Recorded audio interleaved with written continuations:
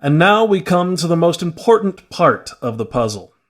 From this point forward, we'll examine in great detail the shell game that is played with taxpayer money, and we'll look at the difference between the taxpayer budget and the Comprehensive Annual Financial Report. The Comprehensive Annual Financial Report, or CAFR, is the general accounting structure for government, a full disclosure of all assets and liabilities. As for the taxpayer budget, which is in the red almost every year, as our politicians promise that they've spent more than they've collected, our collective taxes as citizens of the city, county, state, and country of the United States are raised indiscriminately without regard to the financial hardships it causes.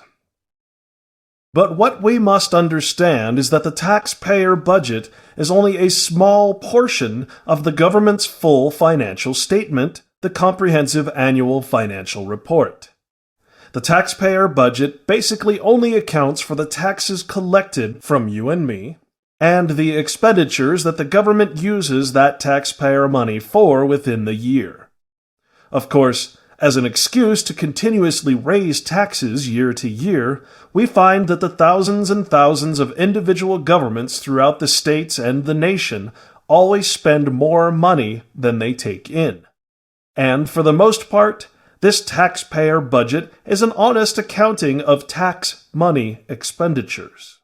But what is not talked about openly in the media or in any candid public disclosure of note is the financial investments, assets, and holdings of each of the over 185,000 individual governments, municipalities, states, counties, cities, townships, city councils, school districts, enterprise operations, pension funds, and other governmental corporations have in their possession, which are listed on the full financial statement. This is called the Comprehensive Annual Financial Report, the CAFR. As alluded to by the former Comptroller General, Mr. David Walker, this report is mandated by federal law to be filed by all of these thousands of governmental corporate structures. But in truth, the CAFR is literally the Achilles heel of the United States government, U.S. Inc. For if the general public were to ever comprehend what is written within these comprehensive financial reports, there would be a revolution by next week. The Comprehensive Annual Financial Report is the true accounting of government investment and wealth, and it is hiding in plain sight. So let's take a look at some of these financial statements from around the country. They are not hard to find. Simply typing the name of your your city, county, or state government into a search engine, followed by the words Comprehensive Annual Financial Report, or CAFR, will bring up several different years of these financial statements. When considered collectively, we find that through these stock investments, collective government has controlling interest in all Fortune 500 companies and most other major corporations in and outside of the United States. I'm about to show you just how true this really is by looking at these financial statements and reading aloud the government's own words. Mr. Walker was quite right when he said that nobody wants to read these reports, due to their lengthy and hard-to-understand facts and figures presented within their often hundreds of pages. But unfortunately for Mr. Walker, I am not nobody. I am a free and natural person who is about to blow the whistle on a bunch of obviously corrupt and evil artificial corporate persons. You see, I don't really care what the corporate-sponsored Supreme Court has to say about the humanistic qualities of corporations, because it was the Supreme Court who ruled in favor of granting the right to patent life itself to these government investment-held corporations. And with more than 40% of the genes in my own body now patented by major multinational corporations, with genetically modified seeds and breast cancer now patented by Monsanto, and with the patenting of the very lifeblood that is drawn from our bodies and used in corporate pharmaceutical research, it is time to declare our freedom from this corporatist government before they patent our very souls. So let's take a look at some of these comprehensive annual financial reports. Let's go back to Delaware. Here on the Sunshine Review, we see the Delaware state budget for 2008 and 2009. Now remember, this is the taxpayer budget. It says, Delaware faced an $84 million budget gap for fiscal year 2009 as of February 2009. For fiscal year 2010, the budget gap was estimated to widen to $606 million. However, more recent reports place the fiscal year 2010 gap closer to $750 million. Amazingly, when we look at the budget figures, which shows general fund expenditures for fiscal years 2003 through 2008, we see that the tiny state of Delaware has increased its expenditures from $2.4 billion to $3.4 billion. And so in a 5 to 6 year period, the state of Delaware increased its spending by $1 billion? When we go to the section called Budget Transparency, it states that Delaware currently has no statewide official spending database online, despite multiple recent attempts to pass legislation which would require such transparency. So you must ask yourself, if a government is in the public trust and the public interest, how can they not be transparent? There is no law. There is no law that requires the average American worker in the private sector to pay a direct, unapportioned tax on their labor and compensation for services. There is no law.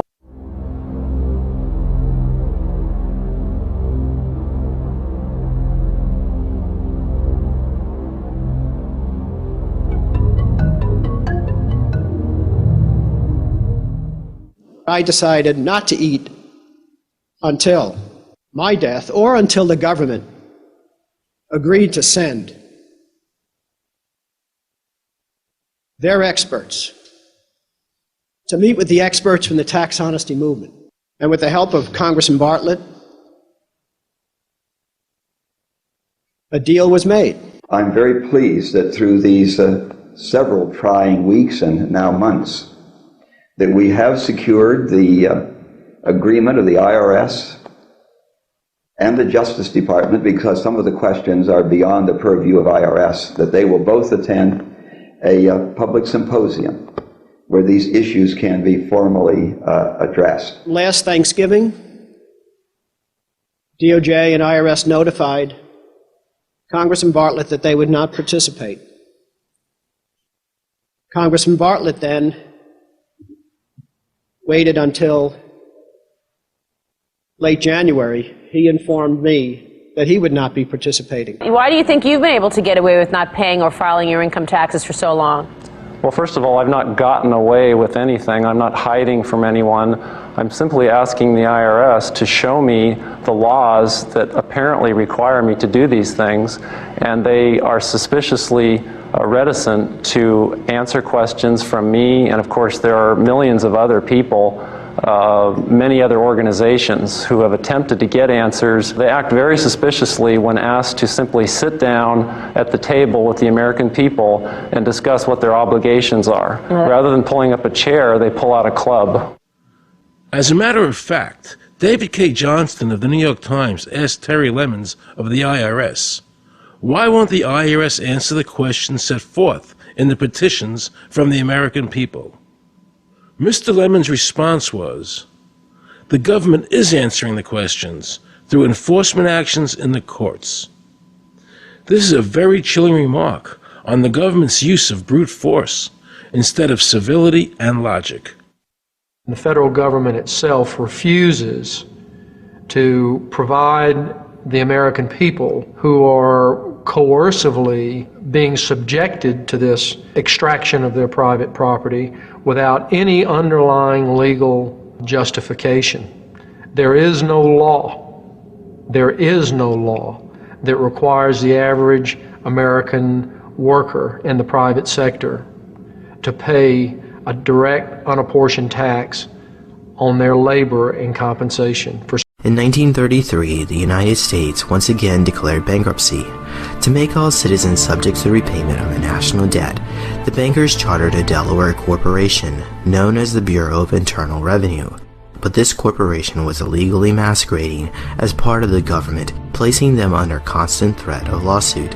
To escape this litigation, they moved their jurisdiction outside of the United States to Puerto Rico. This occurred in 1953 when they changed their name to the Internal Revenue Service, or IRS, incorporated as a Puerto Rican trust within the division of the Department of the Treasury of the Commonwealth of Puerto Rico.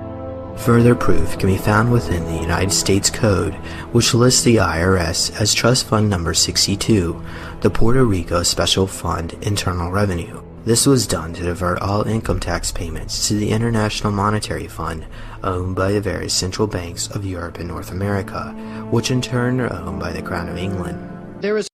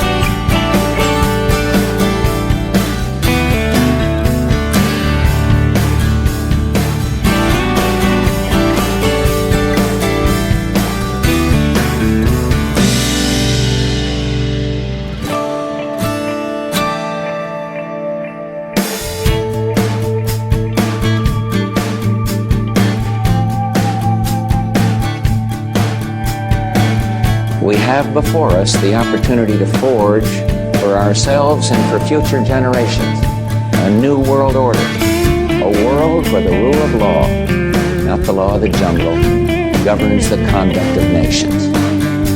When we are successful, and we will be, we have a real chance at this new world order, an order in which a credible United Nations can use its peacekeeping role to fulfill the promise and vision of the UN's founders.